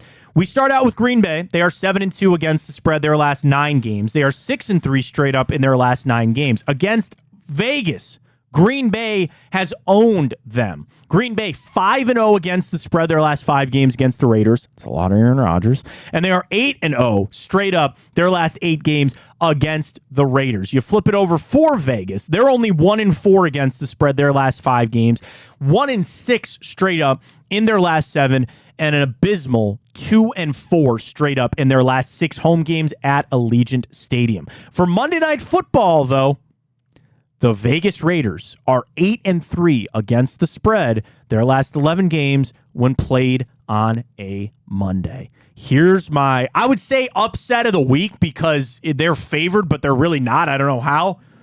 I'm taking the Vegas Raiders to win that game, Ryan, on Monday Night Football against the Packers. Backs are against the wall. They have to get it done. I'll take Vegas. I'll take them to win that game. Yeah, this will be a pretty cool game just in the sense that we'll have an opportunity to see Jordan Love in the national spotlight. It is kind of a pick-me game. I'm going to roll with Green Bay. Okay. I just think they're the better team. But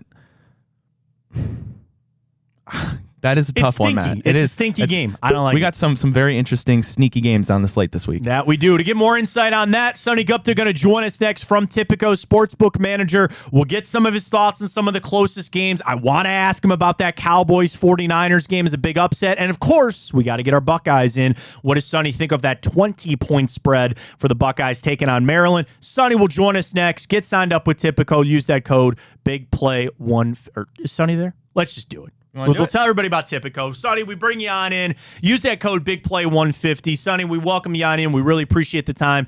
As always, on a Friday. Let's start right there with Ohio State, Maryland. It is a 20-point spread. I feel pretty confident. We joked jokingly about my guaranteed cover for Ohio State against Western Kentucky a couple weeks ago. Sonny, I really like Ohio State minus that 20. What do you see in that line tomorrow in Columbus? Hey, thanks for having me on again. So yeah, this one's interesting. It opened at 18. It's got bet all the way up to 20 at this point now. Yeah, Ohio State looked good. That was a statement win against Notre Dame. Ryan Day, just side comment there. What a loser coming after Lou Holtz. I thought that was great, but no, Ohio State looked very impressive. Notre Dame is definitely a tough team, and against this Maryland squad, who, despite Talia looking really good, everybody knows this to his little brother. I still feel like Ohio State here is looking to make a statement win and climb up the rankings. So right now, actually on Tipico, it's about a 50-50 split on the spread. Really? With 9% of the money on the over. Yeah, I was surprised by that as well. Okay. But also, I'm talking about the main spread, right? So now it's at 20. Yeah, so it did get bet all the way up, but now at 20, it's about a 50-50 split. I still like Ohio State here. I feel like they'll make a statement win. Another statement one, obviously, down there at the Cotton Bowl, the Red River rivalry shootout, whatever they want to call it. Number 12, Oklahoma. Number 3, Texas. 2 undefeated squads. It's Texas minus that 5.5. This is one I'm sure has a lot of money at Tipico, Sonny, and I would imagine that there's probably some good money coming in on the Sooners. How is that true? Is that really a thing? I would still probably take Texas to cover, but I feel like Oklahoma a little sneaky in that one. Yeah, so not quite the 2-point movement that we saw with the Ohio State game, but this one moved from 4.5 to 5.5 with us. So yeah, obviously the early money was on Texas. Now at 5.5, it's again split. So again, I like Quinn Ewers in Texas to cover here, despite Dylan Gabriel looking really good and starting the season strong. Quinn Ewers has also looked like that number 1 prospect that we originally thought he was going to be. So with Tipico, the money's 50-50 split. I'm taking Texas minus 5.5 here. Final college game for you. I think Georgia needed, like a lot of teams are talking about in the pros, sometimes you need that little wake up. Sometimes you need that little bit of a shake. I think Georgia got that. They welcome Kentucky down to Athens. It's 14.5. Kentucky, the 20 team in the nation. Georgia, number 1. This is one of my locks for the weekend, Sonny. I love Georgia minus that 14.5. And frankly, I'm going to sprint to Tipico to get it before it changes. Got to imagine that a lot of people are going to be on Georgia in that game. Oh, man, you were too busy on the radio. Now it's 15. No! You lost a half point there. Yeah, no. To all the people who drive to Tipico, Sonny. Everybody listens to the show. I just send them all there, and then they screw up my picks. Yeah, you're the line mover out here. No, right now Georgia is minus 15, and we're still seeing all the action on Georgia right now. Yeah. Everybody loves them to cover, especially after kind of struggling. They have not looked amazing, to say the least, to start the season. But this one feels like they need to make a statement win, and I could see them doing that against Kentucky. So the public's with us here, Matt. All the money's going towards Georgia to cover here. Sonny Gupta joining us, Tipico Sportsbook Manager. Get signed up, Tipico. Use that code BIGPLAY150. You get the bonus bets. You can bet free this weekend. I love those, Sonny. It's a great way to kind of get that bankroll going a little bit. Take some of the guarantees. Go ahead and parlay that a little bit. Parlay Georgia and Ohio State to cover and kind of get that bankroll going with Tipico. Use that code BIGPLAY150. Over to the pro game. No Browns game, but a lot of eyes going to be in Pittsburgh. Ravens a 4.5-point road favorite. Sonny, I hate home dogs, and I hate the Steelers being home dogs, but I had to take Baltimore. Ryan took Pittsburgh. I question Pickett with the injury. I don't like any part of taking the Steelers as a home dog here, but I did take Baltimore. Your thoughts on that 4.5 there for the Ravens and the Steelers? Like, all logic says we need to go with the Ravens here, right? Right. Yeah, they agree to Pickett. Ravens, they've started the season decently strong here. Steelers have not looked that great. But doesn't this feel like Mike Tomlin messing with us here? Doesn't this feel like Mike Tomlin is going to pull one out of his ass and get something going here for the Steelers? I do not. This is a stay away for me. I do not love the spread here at all. 4.5. Something's fishy with that line. I would not bet against Tomlin here at home. I'm looking at the over/under. So right now we have about 60% of the money on the over at 38. Okay, I like that. Yeah, I do too. Actually, I do. I like that over/under at 38. It's such a low over/under. I'm going over 38 here. Yeah, I like that number too, especially if you assume that Lamar and that offense, he found a lot against the Browns last weekend. And if Pickett plays, that'll give them the boost. Najee Harris with some comments this week. I kind of like that over/under as well. A sneaky good matchup here. Eagles traveling to take on the Rams. Eagles kind of woke up a little bit, needed to go to overtime against the Commanders. It's a 4-point, a lot of road favorites. I think 1, 2, 3, 4, 5. I've got 6 road favorites this week, Sonny. One of them is the Eagles-Rams. It's 4. Rams are getting Cooper Kupp back. Both Ryan and I took the Eagles. What do you think of that game? Yeah, no, Eagles escaped one against the Commanders last week. Eagles, I think they're the most interesting undefeated team at the moment right now. I don't feel like they've looked strong in any of these games, but here against the Rams, despite Cooper Kupp being back, I like the 4 points here.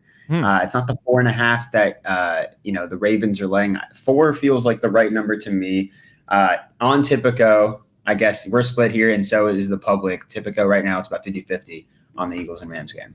Another big matchup here. Chiefs traveling to take on the Vikings. Another 3.5-point road favorite. And then Sunday Night Football. Well, let me get your thoughts real quick on the Chiefs-Vikings there. I kind of like Minnesota to cover there. Yeah, it's the highest total that we have right now this week. It's at 53 at the moment, and the public is still loving the over right now. So over 53 is also going to be my pick. I fully expect this to be a shootout. Kirk Cousins, I even got the facial hair going for Kirk Cousins this week. No, this is a lost bet for something else, but looks good though. I gotta tell you, man, I like the handlebar. It looks good on you. Looks really good on you. Yeah, I'm so ready to shave it. No, but yeah, Kirk Cousins here against Mahomes, who did not look great last week. Obviously, going to be more viewers here with Taylor Swift and the Swifties tuning in, so I can see them lighting it up here. And then one of the marquee games, Sunday Night Football, Cowboys, 49ers, 3.5 is what I've got it at for San Francisco. Sonny, a lot of people are picking this as the upset of the week. A lot of people are jumping on Dallas, wondering if San Francisco, they'll lose a game eventually, I'm sure. The streak with Christian McCaffrey, which I would imagine at Tipico, Christian McCaffrey anytime touchdown score. Well, I think it was minus like 245 last week. I got to check to see what it is this week, but that's going to be an intriguing game. I'm sure there's a lot of money coming in on that. Your thoughts on the Sunday night matchup? Look, I think the Cowboys defense is for real. So yeah, it was in the minus 200s last week. Right now, McCaffrey is minus 195. I'm looking at it. Yep. Mm-hmm. If you like that, go ahead and bet it. Yeah, minus 195.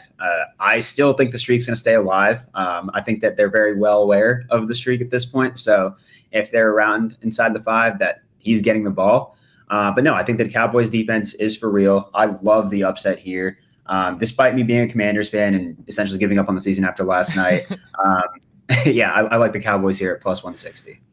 I love it. Sonny Gupta joining us, Tipico. We've got baseball matchups, which will be going. Basketball, we'll get into all that coming up with Sonny. But again, use that code, Tipico150. I needed the bonus bet, Sonny. Man, did I get smoked on Tipico on Wednesday. I picked 3 out of the 4 series. I picked against the Twins. I picked against the Diamondbacks. And then I picked against the Rays. Or I just, again, all 3 of those. I thought the Rays were going to win. I thought the Blue Jays would take it to the Twins, and I thought there was no world that the Brewers are going to lose to the Diamondbacks. Got smoked. Smoked. So Tipico's got you covered, though. With the bonus bets, we're back tomorrow with baseball. We'll get lined up. We got basketball before you know it. Sonny, we always appreciate you on a Friday. Great picks for the weekend, and enjoy the football, man. Awesome. Thanks. You too. See you, Matt. There he goes. The stash is gone for now. I hope he keeps it for next week. Sonny, can you keep it for next week, or is it going to be shaved? I'm ready to shave it, Matt. I'm ready to shave it when I have to pay after that, which is after Saturday. These picks hit. You better keep that thing, man. These picks got to lay out for us. We're going to have to keep it. I'll keep it. Fair enough. Sonny, we appreciate it, man. Thank you. All right, see you. There you go. Sonny Gupta, sportsbook manager for Tipico. Use that code BIGPLAY150 to get signed up. Back to Ohio State, Maryland. So it kind of got pushed out there a little bit, Ryan, but I got to tell you, I like that little parlay action that I think I'm going to do. A little Ohio State minus 20 and Georgia minus that 14.5 against Kentucky. I like those bets a lot.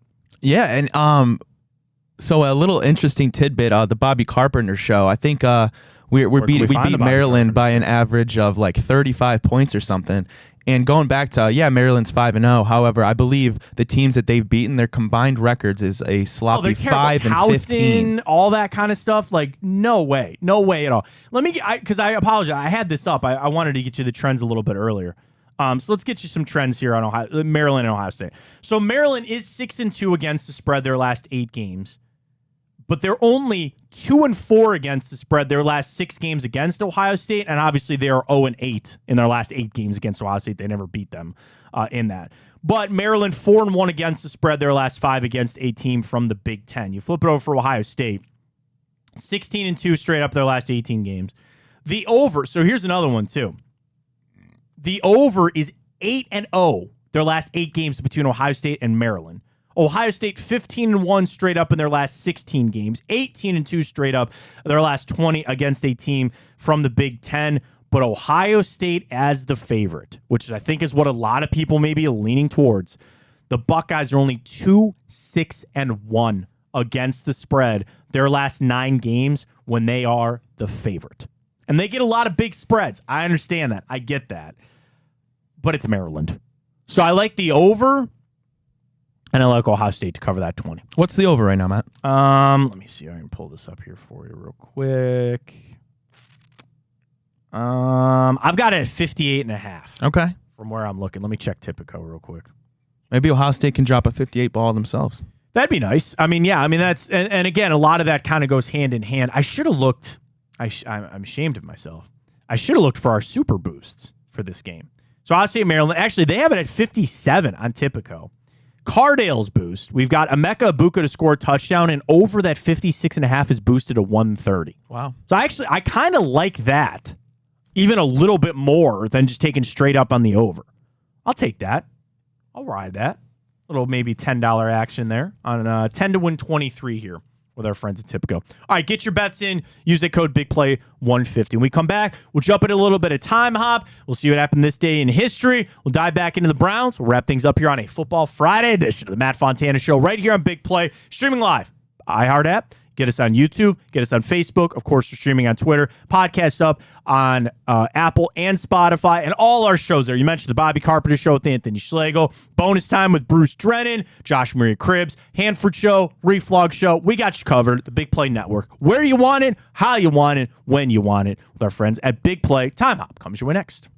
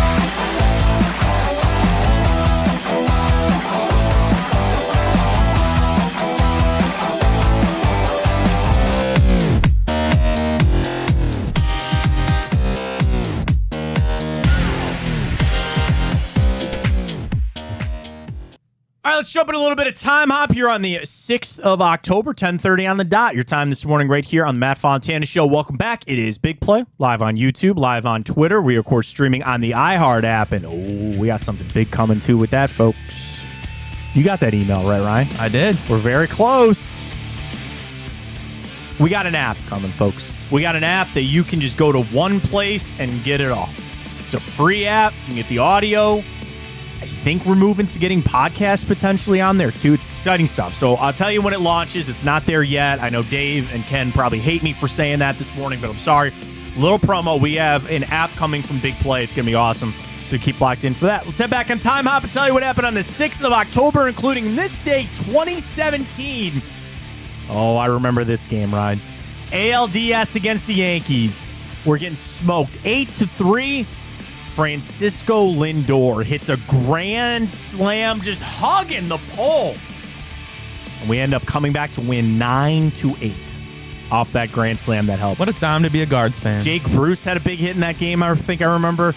And I was at that game covering it. You just watch the ball just like curve around the foul pole. And he made it. So what a day that was this day, 17, excuse me. This day, 2016, Indians beat the Red Sox in the ALDS 5-4. Of course, we would be on our way to the World Series that there. 11 years ago today, the Indians officially hired Terry Francona as their manager. That was a big shock. You know, he was in the ESPN booth, and it was an amazing hire. It was the perfect hire. It was exactly what they needed. I've said that, you know, this managerial hire, it's an important one for the Guardians, but I've kind of made a case. I question how important, you know what I mean? And people jumped on me for that. They go, this is imperative. This is super important. I think you've laid the foundation and the groundwork for what could be a successful team. You need the right guy. It's not like, let me put it this way. This hire is not so much like Terry where you need to transform who this team is. This hire is, you need somebody to just keep it on the rails. Like, just take over what's been built. You're not taking a destitute team over. It's going to be an important hire. I hope they can get Kevin Cash. We shall see. This day, 2010, I remember vividly sitting at a bar in college, and Mike's Bar and Grill in Berea. Shout out to Mike's. I love them. They're the best. And I was working at the college radio station there, and we would do our sports shows there every Tuesday. I was sitting at the bar because I watched, and I'll never forget, that Roy Halladay threw a no-hitter in Game 1 of the NLDS. It was only the second no-hitter in postseason history after Don Lawson's perfect game in the 56 World Series. And I remember just watching it and going, there's no way he's going to throw a no-hitter. It's the playoffs. And he did. Doc Halladay, R.I.P. This day, 2010. This day, 1993. For the first time, Michael Jordan announces his retirement from basketball to pursue his baseball career. You always wonder, would he have probably won another ring in the time that he was away playing baseball? Yeah, probably. People get so wrapped up in the GOAT debate. That's not the last GOAT reference I will make in Time Hop, by the way. I still think Michael Jordan, people always yell at me, Michael Jordan's the GOAT, but I think LeBron James is the best basketball player of all time. They go, well, what do you mean? If Jordan's the greatest to ever play the game, Jordan is the best champion, in my opinion. I know Bill Russell and all that, but I think Michael Jordan's the best champion. But as far as actual physical skills of playing basketball, it's LeBron James. But nonetheless, Jordan retired this day, 1993. I mentioned a GOAT. This day, 1945. A GOAT and its owner show up at Wrigley Field for Game 4 of the World Series. They were told to leave, and the curse of the GOAT begins for the Cubs.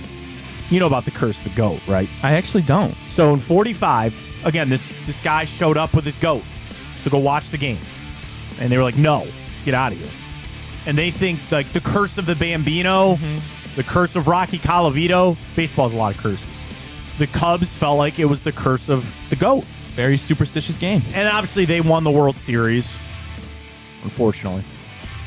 But, like, when the Bartman, you know about Steve Bartman. Oh, of course. Yeah, so, like, when Bartman happened, people didn't think that was actually a Bartman thing. They thought that was the continued curse of the GOAT for the Cubs. That happened this day, 45. Very happy birthday goes out to legend NFL coach Tony Dungy, Rebecca Lobo, former Indians pitcher, or player, Jake Bowers. You gave up Yandy Diaz for him. Yandy Diaz, did he not win the AL batting title this year? Trevor Lawrence and Bronny. LeBron James Jr. all celebrating birthdays today. All right, 2 movies for you today in Time Hop. Let's Ryan, get it. are you geared up? I expect you to go 2 for 2. First up, released this day, 2006. There's a lot of quotes that I could bring up from this film. It's a very famous film. I love this movie. It's a great flick. This rat, this gnawing rat. Anything? Gnawing rat. Gnawing? I mean, when you said that, I immediately thought of Ratatouille. No, it's not Ratatouille. No. Gnawing rat. They're on the search for a gnawing rat. Okay. An ensemble cast Okay. of actors. Again, an amazing collection of actors. Okay. There's too many quotes that are all vulgar. But one goes, do you have any people in with Costello at the moment? Maybe I do. Maybe we don't. Maybe go blank yourself. I don't know how I'm going to get this, Matt. Oh, my God. Maybe I'm giving bad hints. I don't know.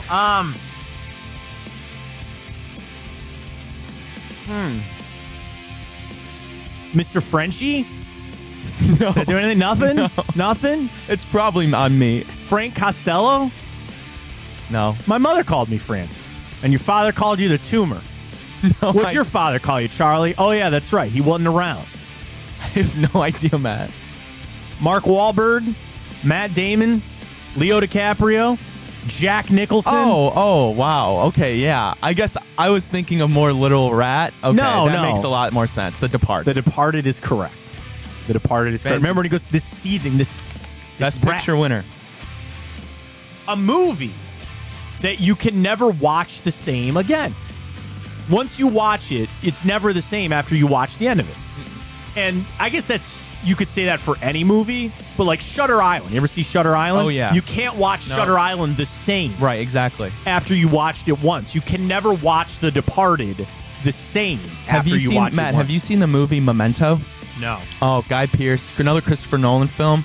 Same thing. The ending, you'll just never be able to watch it the same. All right. So I'll give you a 1 for 1. The Departed, this day 2006. And another film, this day 2000. You tried to milk a cat, Greg? 2000? Yeah. Milk a cow or a cat? Milk a cat? Little Geppetto. Papa Geppetto? No. Pinocchio? Maybe you've not seen this. Maybe you've not seen this one. The Burns Circle of Trust. No. Nothing. No. Ben Stiller and Robert De Niro. Oh, those are 2 great actors. Oh. I don't want to say Meet the Fockers. Close. It was Meet the Parents. Meet the Fockers was the sequel, but Okay. Meet the Parents. The Departed and Meet the Parents. I thought that'd be a little easier for you this morning, Ryan. I thought that'd be a little bit easier. Not my for you. best performance. No, that's all right. That's all right. Your performance are in your picks, and that's all that really matters for this weekend coming up. It'll be so different to watch football this weekend without the Browns. And I think people get so wrapped up in it's a relaxing thing because they didn't play. You get to kind of sit back and enjoy it. But it's so weird, right? It's so weird to watch a Sunday without the Browns. Again, sometimes it can be relaxing, but there's also nothing like when they win. There's also nothing like when they win and you're excited for the afternoon slate and you're ready to go. So I'll be missing them just a little bit come Sunday. I will. For a little peek behind the curtain, every Monday that we come in here. So we've had 2 times now, me and Matt are like, let's go. We're going to have a great show. And the other times, I just walk in. I look at Matt because you usually get here before me. Yeah. Going to be a good show. Going to be a good show. Going to be a good show. You are tied to the Browns. I'm tied to the Browns. It's our emotional support. No, wait. Actually, Matt, every time you just look at me, you go, yep. We're so tied. We're so tied to the Cleveland Browns. But we got the weekend off. And really, that's where I'm sure, come Monday as we revisit the bye week and kind of where we stand. I've said I don't think the Browns are making any moves come Sunday or starting to get into Monday with where they're at.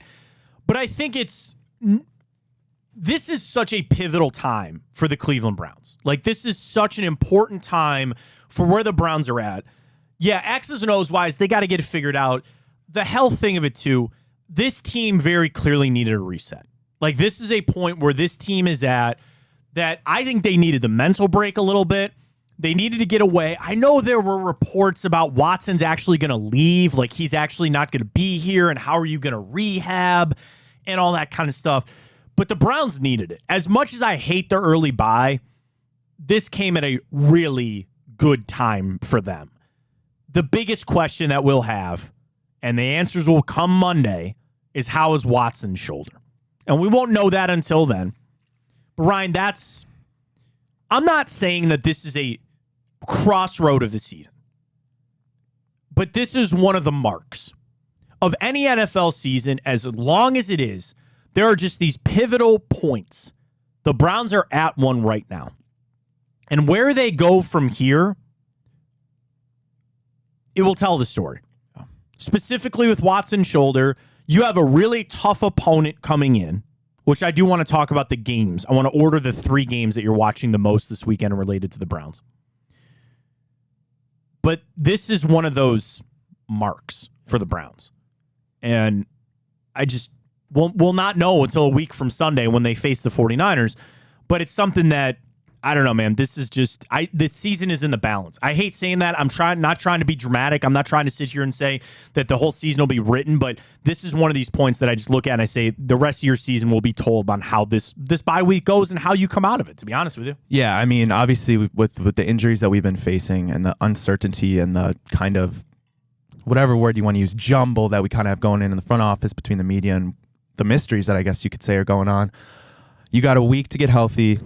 You got another week to game plan for the best team right now in football. So come next Sunday, it's going to be a very, very big measuring stick to see where we're at for the rest of the season. And I want this on the record, and I want to say this too. We need to, and I hope that we can just move forward on this shoulder injury thing.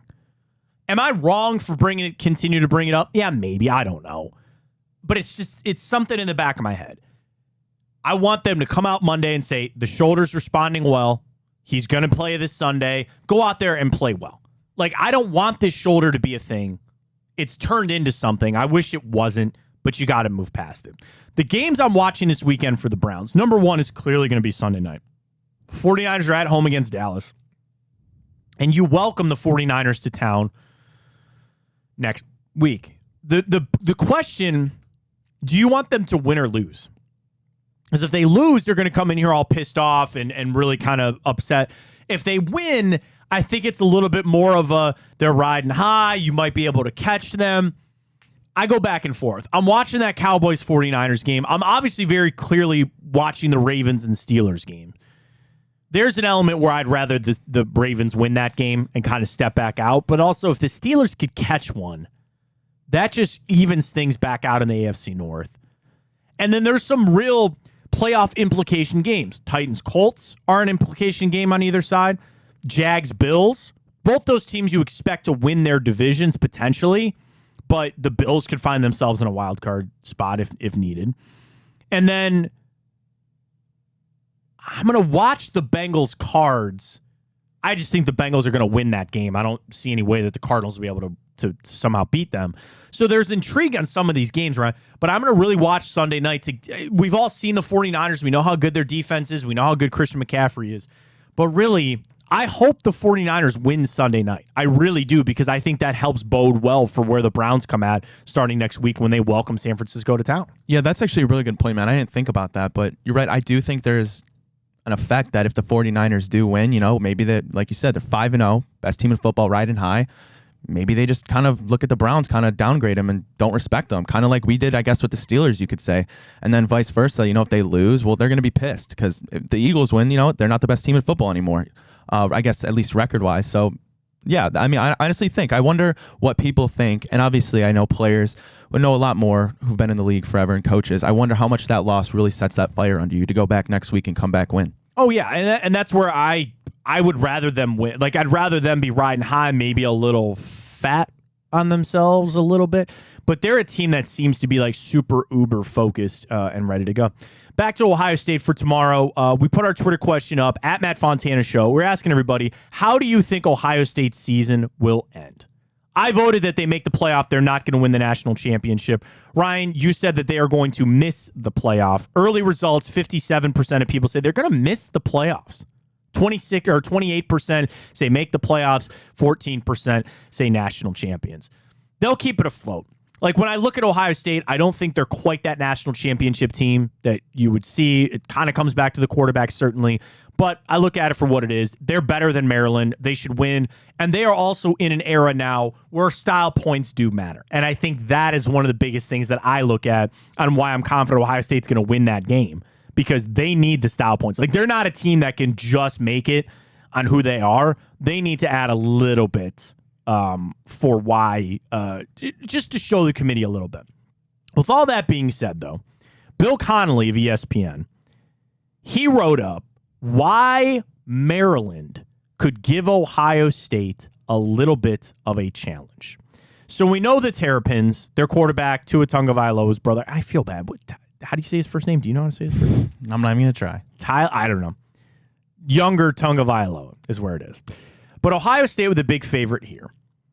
And this is what Bill Connolly wrote, about where Ohio State is at. They are 112 in blitzes per dropback and 110th in sack rate. So basically, when they are sitting here, their defense, this is Ohio State's defense, they don't blitz a lot and they're not getting to the quarterback. Well, that hurts when you face a guy like Maryland has that they can throw the football all over.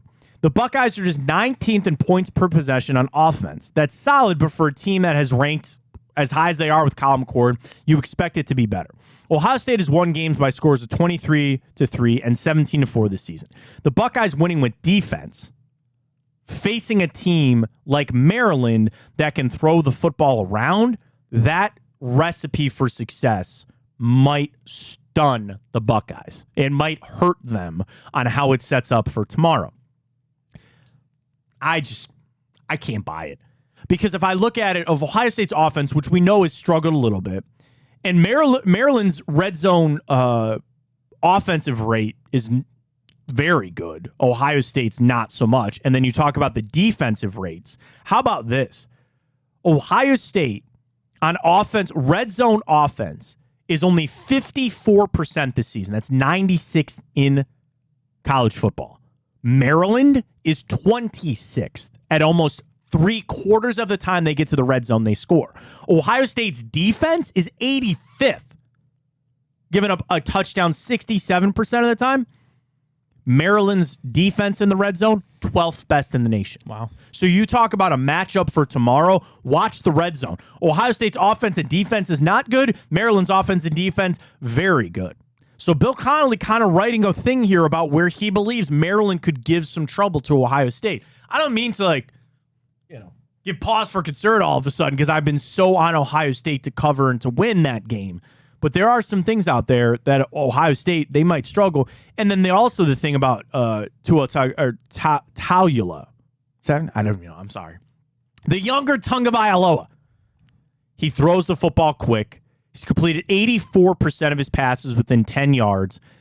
And he has 6 guys that have over 10 receptions. They spread the football around. They score when they get in the red zone. And they can eat clock. Kind of rethinking my Ohio State pick. No. We're sticking with the Buckeyes. We're sticking them minus a 20.5. But this is a game that I think should have Ohio State's full attention. I don't see any way that they don't take this game pretty seriously. And the fact that Maryland is undefeated should be something to give them a little bit of credit. I think it's weird that they moved the game, too. Why'd they move the game up to noon? What's the noon slate? Is it not good? Looking at the scores here. Top 25 at noon. Why would you move it up? You have the Red River rivalry at noon. Again, this was supposed to be a 3:30 kick. It's on Fox. Do we get Gus Johnson on that call? Probably. I know people love Gus Johnson. He's a nice guy. I can't do it, man. I just can't. A little too loud for you, Matt? It's just too much. It's just all too much. And then people got really mad at him in that Colorado game. Did you see that a couple of weeks ago? People were outing him for being like a homer. They said he was just very clearly rooting for Colorado. And some people don't like that when it comes to their broadcast or anything. I'm sorry, man. For some reason, I just can't do it. I just cannot do it with Gus Johnson. So he'll be on the call. We'll see. For the Browns, get through the bye week, get healthy, get Deshaun Watson's shoulder right, and keep an open ear on the trade market. I don't think this is going to be a season, in-season trade where you see a lot of these. There's always these rumors. I just go back to something that we said with Noah Weiskopf. He joined us earlier. Check it out. Replays on our Twitter and our YouTube page as well. Browns with Noah on Twitter for him. I don't think the Browns have the assets to make any moves. I don't think they're in a position of power to make some of these moves. And there's also moves out there, Ryan, that I don't know can definitively help this football team. I don't know if there's a move that you sit there and you say, without a doubt, Jerry Jeudy's going to make this team better, or trade. You're not trading for a left tackle. Like, I think we need to stop that conversation. We need to stop that conversation right now. They're not trading for a left tackle unless you can somehow unload Jed Wills and his contract. To do that, you are going to then have to give up a pick. And I don't see any team lining up to do that to help you out. I think you're stuck with him. And I think the Browns are just down on assets. They're not going to be able to make any trades. So we sit here with a bye week. It should be exactly what we hope it to be. They relax, they get healthy, and we'll find out come Monday about the shoulder. We really will. Yeah, how about this, Matt? Speaking of trades, we got a little breaking news. No, really? Chase Claypool has been traded to the Miami Dolphins for a sixth-round pick. Dude, that was such a weird situation. Like, they basically benched him. So I guess I could see it that, dude, if you were going to go anywhere, Dolphins might be a good pick there. Again, Chase Claypool got moved. But all that, like, he got sent away. Is that not a negative for the NFL when a guy just becomes a malcontent and then gets what he wants and he gets moved out? Or am I reading too much into that? Like, he was the malcontent of all malcontent. Took shots at his players and his coaches, sent him home, and then he still gets his trade. Or still, well, I guess he got traded, but he goes to Miami. I'd want to go there too. Worked for Odell Beckham here. Chase Claypool, not quite to the level of Odell Beckham, but it worked there. Interesting. So this is from a couple of days ago. Multiple execs believe the Bears will have to release Claypool, and one of their reasons is his locker room presence, that nobody would want to trade for him. What did they give up? Do you know? They gave up a sixth rounder, and then the Dolphins got Chase Claypool and a seventh rounder. Okay. All right. Well, for Miami, not much. I guess. But how about this, Matt? When the Steelers traded to the Bears, we know that was for a second-round pick. Look at that. I feel like barely any time passed to the Bears, and he dropped all the way to that value of a sixth-round pick. There are some that you just stare at and you go, why does this guy keep getting jobs? Like, why is this guy... I'm sorry. Like, I saw it in Pittsburgh. Chase Claypool's not very good. I don't understand it. And that was a trade that I was confused at when they did it. And now they got to eat it and kind of move on. So, interesting. Donna Kelsey's on the Today Show. She was talking about Travis dating Taylor Swift. So now are they officially dating? Is that official now? I don't feel like we ever got a real... like a big thumbs up on that. Yeah, I'm not sure. I mean, all signs point to it. And you know how the labels go. Like, they could be dating, doing everything, but I guess not throw a label on it. Dude, and the Kelseys are the talk of the world. LeBron wants to go on their podcast now. They got the Heights show or whatever it is. New Heights. New Heights. And LeBron was like, dude, where's my invite? I think you probably want to get an invite over there to the King. I'll watch that episode. That'll be a pretty cool episode to get him on there. Dude, the Kelseys can do no wrong right now. Do you believe... I'm surprised we didn't talk about this earlier. Do you believe that the NFL is in on all this? 100%. So they apparently, we talked about this earlier, they went to their 4 major networks and asked them to run free advertising for Taylor Swift. Here's my conspiracy theory question. Did her and Travis Kelce just organically start dating, or was this a conniving plan? That's not really a word. And they said, all right, we'll pick Travis Kelce. Like, did she come to the NFL with the idea saying, hey, let me date one of your players? And they said, all right, which player should we do? And they were right there. They go, okay, Travis Kelce works. Let's do Travis Kelce. I don't know. We need a conspiracy segment on this show. That's what I'm saying. Like, did they actually start organically dating? And then all of this kind of morphed into what it is? Or did she come to the NFL with this idea and they picked Travis Kelce? Another case for the big play I team. Write that down on the big play I team. Investigate. Watson shoulder, Jerry Jeudy in Denver, Travis and Taylor Swift. Did they actually start dating, or was this a giant scheme from the NFL and they just picked Travis Kelce? Those are all things that we'll have to get to with the I team. Great stuff this week, folks. Again, apologize we didn't have a show yesterday. We'll be back for a full week next week as the Browns will be back in Berea. Again, just get through the bye, get Watson healthy, and let's see what we got about the 49ers. I will say this now, Ryan, as I'll say next week. I will not read too much or too little, which is a weird thing to say. I will not read too much into the San Francisco game. They are a damn good football team, and I need the Browns to show up. But all week next week, I'm going to just try to go in with a little confidence that they can play a good game, and we'll see how it goes. Enjoy the hell out of the bye weekend. Chico's coming up at noon. Don't miss him. Noon to 2 every day, right after us, relative after an hour. 12 to 2. Chico's coming up. Big play. Get it on iHeart. Get on YouTube. Get it on Twitter. And get it on Facebook. Great stuff this week. We appreciate all the support. For Ryan Tyler, I am Matt Fontana. It's always just a little sweeter on Fridays. And as always, take it easy.